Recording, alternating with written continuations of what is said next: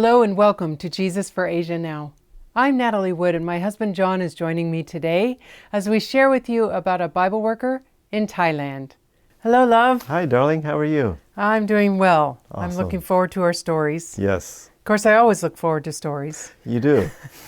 With good reason. Right. And this is exciting because we watched Bletjaw over the years and we've seen his work ethic and how much he cares about the people that they're serving and what he goes through to work there. Yeah. So, and who is Bletjaw? Bletjaw is Gail's Bible worker and translator. Okay. And he's been her faithful help, sidekick, whatever you want to call him, driver. He's the chauffeur, he's the translator, he does all sorts of things. Yes.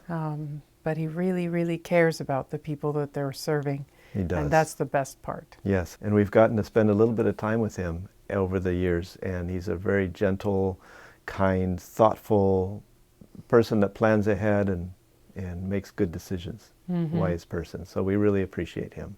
So when we mention about somebody being a driver, a certain picture comes into our mind.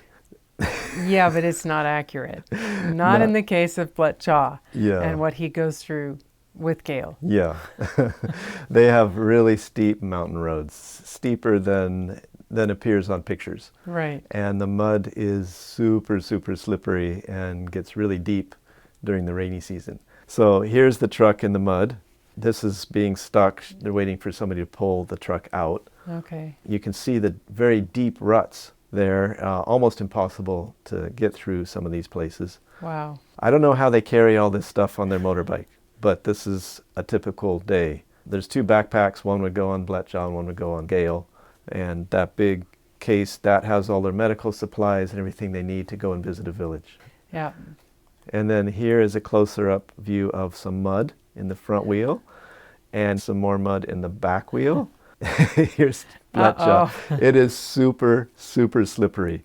The mud is like somebody sprayed WD-40 all over it. And I've seen him in there trying to dig all that mud out so he can go a little bit farther.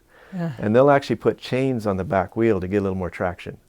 But it still cakes up with mud to the point where it's almost impossible to move. Wow. And so these are the conditions that Gail and Bletjaw both happily and willingly endure to reach the people that they love so much. Day after day. Yes. Well, we've got a short video with him talking about his life and testimony. Okay. I grew up knowing God, go to church. Okay, Sabbath is Friday, sunset to Sabbath sunset. I know 10 Commandments, I think pretty well.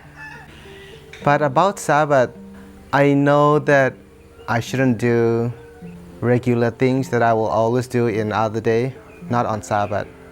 Watching movies or listening worldly music, I never feel that is a bad thing or sin, except if I listen worldly music on Sabbath and watch TVs on Sabbath, that will be very bad. I know that is bad.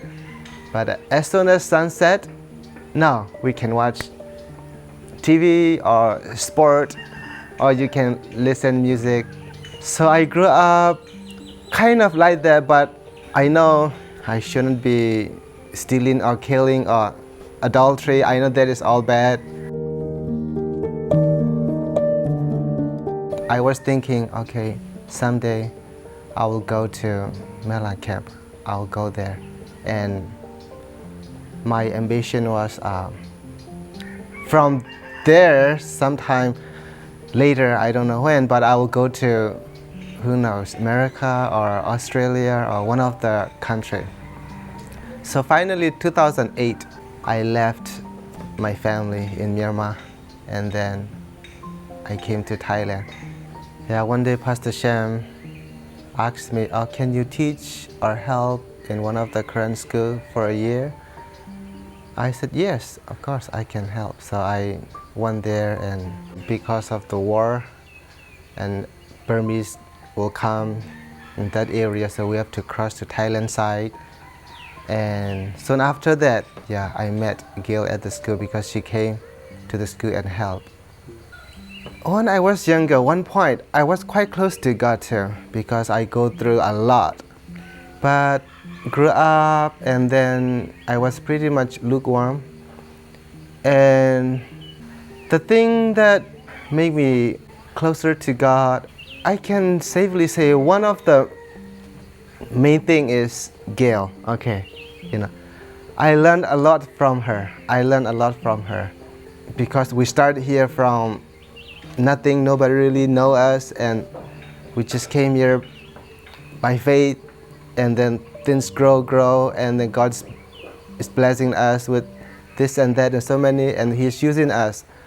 So I see that, and even to build this house is a big miracle. I really see that God is real, that He is leading. I don't really have a goal that I will be working like 6 years with her, be a missionary. I don't really have that goal, but after I came here, I was happy because I was useful at least.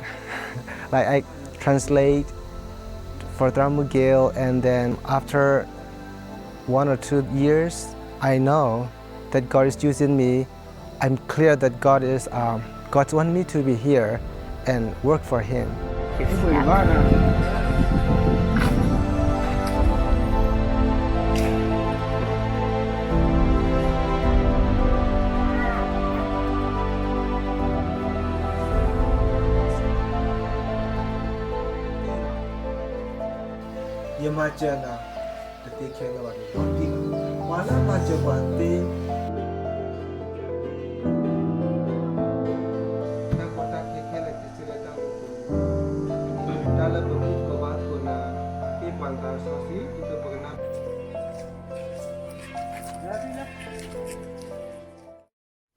A little bit of backstory. He was born and raised in Myanmar.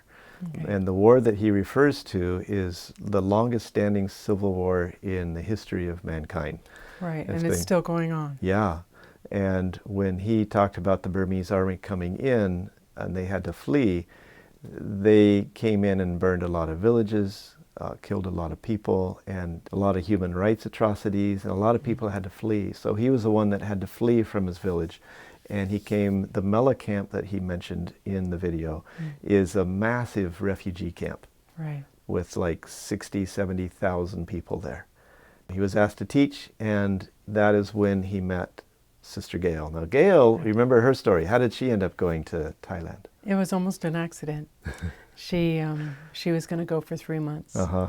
And then God made it clear that she was to stay. He made it clear that she was to go to Thailand with her 2 boys and help at the school. Mm-hmm. And then he made it clear that she was to stay there. Right. And so 3 months turned into... Wow. 10 years? Yeah, at least. Yeah. More than 10, actually. Right. She was called to go over there for the 3 months as a nurse in a small school with about 100, 150 kids. Right.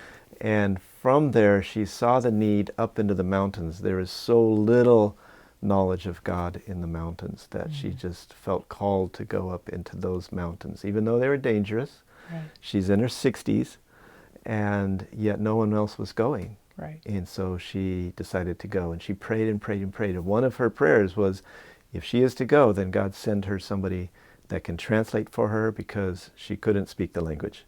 Right. Right. She speaks a little bit, but it's very hard for older people to learn the language most of the time. Yeah. Until God gives the gift of tongues. Right. And so Bletchaw was one of the answers to her prayers. Right. That he was the person that could do the translation, could help with the driving. And she was afraid to drive in those mountains. Because, I mean, in the videos and the pictures, it looks like maybe this steep. Yeah, but in real life, it's like that. It's not. And it's curvy, and you got big drop-offs, and it's dangerous and scary. Yeah, it's even scary in dry season. We went there when the roads were completely dry, and it was still scary because of the big drop-offs and how close the cars have to go together when they're passing on the road in some places. And we stopped at one place when we did Mission Trek. Some of the people that have watched Mission Trek will remember that we stopped at one place and they showed us where the truck almost went over, but God held on to it. Right. It was a total miracle that it didn't go over. Right. And Bletchaw was the driver. Yes. And so and so Gail's been very thankful for him. Yes. Yeah. And so we have a video of him talking about witnessing to a strong believer in another religion. Okay.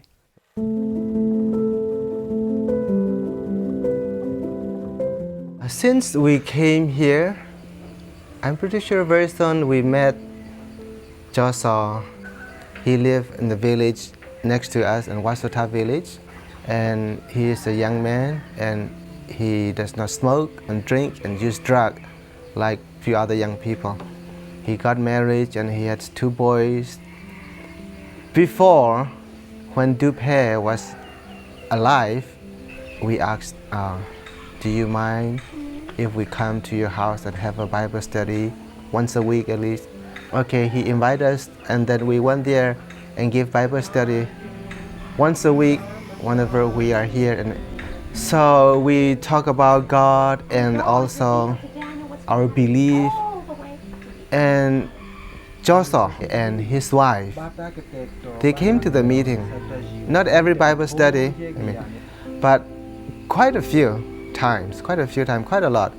I don't know what was he thinking and how Holy Spirit is working in his heart.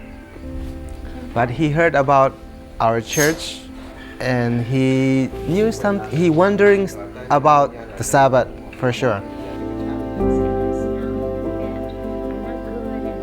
About exactly a year ago, he told us he wants to join our church.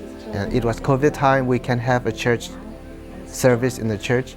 So he told us, and then with other church member, one of the Sabbath, he wants us to go to his house and have a worship, and he will announce that he will become a Seventh-day Adventist.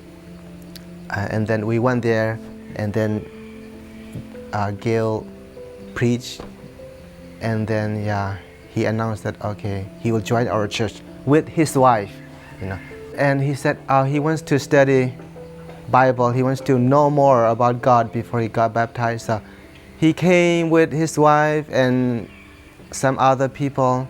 He came, and then we have Bible study with him. But the problem came, his father-in-law and mother-in-law too didn't like it. I believe his wife believed what he believed too. They were together, but with the parent giving pressure and other relatives, she decided not to join our church. But Joshua still, I will get baptized. He's still determined to get baptized. He really had a hard time. His father-in-law said, "Oh, you're making like life harder, and then if you come back, I will stop smoking or using drugs. We will be together, united." But that wasn't the point for Joshua, because he know the truth, and then he already told us he will get baptized. And we had evangelist meeting. He only came like 2 nights out of 5. We were quite concerned about him. We were praying for him quite a lot, because not sure, we know he had a hard time, very hard time. And his parents said even they will move, they won't stay in the same village, same place with him. And so he really had a hard time. Before that, he came to church, and one of the worship that I talk about, when we promise to God, it's better to keep your promise. And then I also talk about Ananias and Sapphira. So he said, after that, he really thinking about himself. He already made promise to God, and then he doesn't want to break his promise. And then finally, on the day to get baptized, he came on Sabbath, and then he got baptized. But he still have very hard time until this time. But I'm very thankful and glad and blessed to see him, that he is probably the only one that God persecute this much around here since we came. Some has some hard time, but Joshua is one of the worst. And still this point, his wife and parent-in-law gave him hard time, but he's still strong. He came to church and still true to God.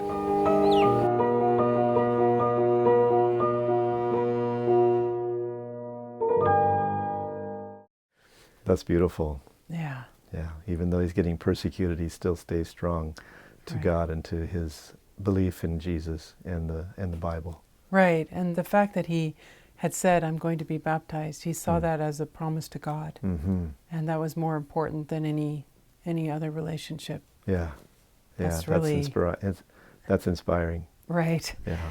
And challenging too. Yes. Because how many of us take our baptism that seriously? Yeah. And in Thailand and Asia, the family relation is so important. Yes. It's almost a sin to go against your parents' wishes. Mm-hmm. And so for him to make that stand is very rare. Right. And so we praise God for that. Right. In fact, the very first baptism that Gail had was like 6 years after she moved to Thailand. Mm-hmm. But it reminds me of William Carey, the Right. father of modern missions. Right. His first baptism was 6 years after he moved to India. Right. Sometimes it takes a long time to sow the seeds. Right. You know- And you have to not just throw them out there. You can't just throw out the seed and see fruit. Right. You have to nurture. You have to, You have to Continue water, you have to watering. nurture and grow that seed to the point where, baptism, we often think of baptism as the end result. right. Baptism is just a step. One of the steps. Heaven is the end result. Right. And we're not there yet. Well, even here they say you have to hear something 7 times. Right. And sometimes it's more than that.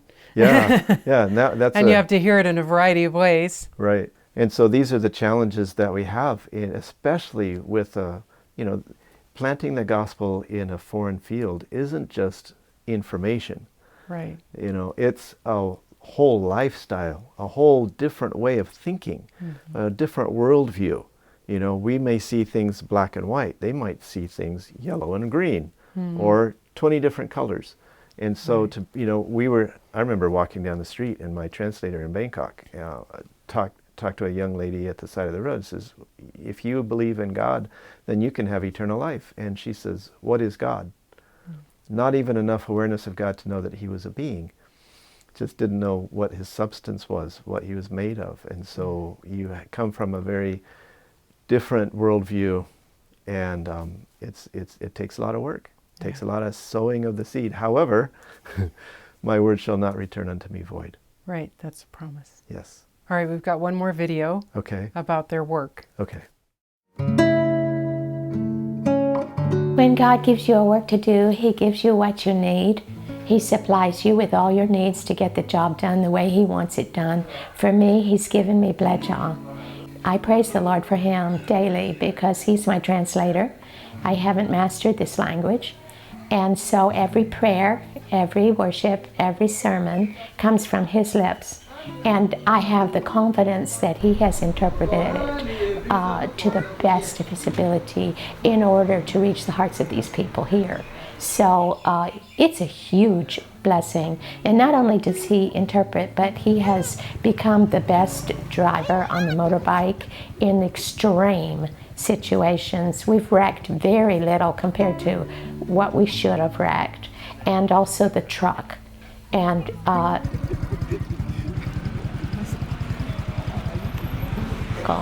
everywhere we go, we've got a ukulele for the long trips on the motorbike, and we've got the guitar as a background for our music and singing and worships. It adds so much. And He's just as on fire with love to win these people as I am. So I feel very privileged and thankful to God for Him. Through the last 11 years here in Biota, He is stuck with me. He has stayed. He feels God calling him here, maybe just as much as I do. God was calling me to be here, and then He never tell me you should go somewhere else. Sometimes I might feel that, oh, maybe I want to go there, just only want to, not a real thing. So I know if I go, maybe I'll be like Jonah, end up in the fish stomach. I may never come out. So this is the place that God is still can use me and He's using me and still can use. And He never tell me you should go somewhere else or do something else. So I believe God is still calling me and using me here. I've gone to America every year, except for COVID. Now it's been 2 years. So when I go to America, He's the only one, and He wants to carry on the work. So really every other weekend He comes, and He can treat the patients. Simply, He has treated one day 55 patients in a day all by Himself, and preached the sermon and carried on the work here while I've been gone. So it has really, really been a blessing for me to know that He's still in touch here, and also it's a blessing to Him. He gets rewarded from heaven for doing it also. He is a great husband and father. He has 2 boys, and age 5 and 7 right now, and they love me. I am their grandmother. And also, even before they were born, Bledjaw became my son because we work so closely together all the time that he's always looking out for me, always giving me the best place to sleep, always making sure I have what I need, that I'm spoiled. And I'm mostly spoiled because I'm in their family now. I'm a family member. God is calling every one of us to work for Him in different way. You can be a good witness for Him. You might not feel that you can do it or you don't want to, but when God called it, do it. With my experience, He give you the strength that you need, and then He provide you the thing that you need, and more than that, you can be sure salvation is for you. So it's all worth it. That smoke, that sweet smelling incense smoke going up represents your prayers and our prayers going up, and it's smelling so sweet and lovely to God.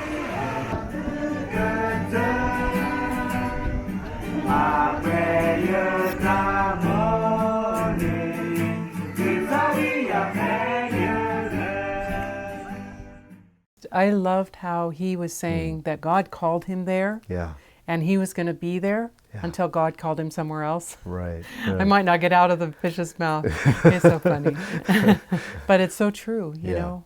We need to be where God has use for us in His vineyard. Right. Yeah. We need to be where God wants us to be, and not be casting about for where we should be, but for asking God where we should be. Now, a lot of people might think that following a lady and helping a lady in her 60s might be pretty easy. They haven't met Gail. No. This lady runs 2 miles every morning, Uh-huh. rain or shine. And then? And then they go to different villages. Yeah. And if they can't go by truck, they go by motorbike. And if they can't go by motorbike, they go by walking. Yes. And she has sent us video of walking through huge mud and losing her shoe and all sorts of things. Yeah. Hopefully we can get this little video of her just laughing in the mud because of her love for the people. Right. She doesn't see it as sacrifice. Right. And Bletchaw's right there with her to do all that. Right. So they try to help people with their medical needs. You know, if there's somebody that is having back pain, she tries to figure out what's causing it. If they need to go to a hospital, they take them to the hospital. That's one of the things that Bletchaw does all the driving for, is taking people to and from the hospital and representing them at the hospital. She gives vitamins and different things like that, depending on what the needs are. But also, they have worships at these different villages. They go to a lot of different villages. And so they don't just stay home all day. Right. They don't just stay home all day and, you know, do their garden and then help anybody that comes to them. They go seeking those that need help. Absolutely. Now, do we have a lot of Bible workers in Thailand? We have a few. And why is that? That's because there's not very many available in Thailand. And this is what some people say to us. They say, you know, you shouldn't send missionaries. It's cheaper just to enable the local worker. Right. And we totally agree. We totally agree in the countries that have those local workers available. Right. There's so many languages in which there's no believer, Right. and many languages and countries where there's very few believers. And so we need that partnership in those places. Right. And so God has designed these latter days to have these partnerships around the globe. Wherever there's a need, wherever there's an opportunity, that we can partner and help each other. I mean, when in Earth's history have we had a globe that's this small, that's so accessible, Right. with just an email, with just how many channels of chat can we connect with people like that? Right. There's still the opportunity to go. There's still a huge work to be done. And there's so many cultures, so many languages that still have no gospel representative in them. So much to do. And that sounds overwhelming. It also sounds like, wow, God has preserved something for me. Right. God has preserved something for you. So a people group for me, a people group for you. Yeah. And that reminds me of Isaiah 54:3, Right. one of our favorite all-time verses. Right. What does that say? Ask of me, and I will give you the heathen for an inheritance and Right. the uttermost parts of the earth for a possession. Right. So those that don't know Christ, they're our inheritance. Right. Wow. Right. Wow. Yeah. That's the cool. people we get to be with for eternity. Yeah. Yeah. That's awesome. Well, Bletjaw's experience is inspiring It is. because his dedication and his heart for the people, it just, I love it. Yeah. And to know that he's there with our friend Gail, I feel a lot more comfortable knowing that he's there with her, Yes. making sure she has what she needs to keep helping the people. Yeah. And it's not just her work, Yeah. it's Bletjaw's work also. And that's the great thing about these Bible workers. Mm-hmm. They take seriously the eternal welfare of the people around them. Mm-hmm. And they recognize that the missionary, when the missionary goes as a humble helper, Mm-hmm. the missionary is there to help. Yes. The missionary is also seeking the eternal well-being of the people around them. Correct. And it's really inspiring Yeah. to me to see them working together like that. And Yeah.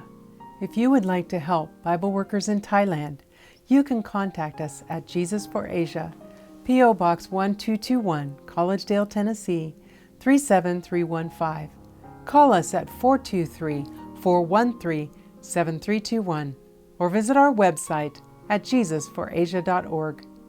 May God richly bless you until we see you next time on Jesus for Asia Now.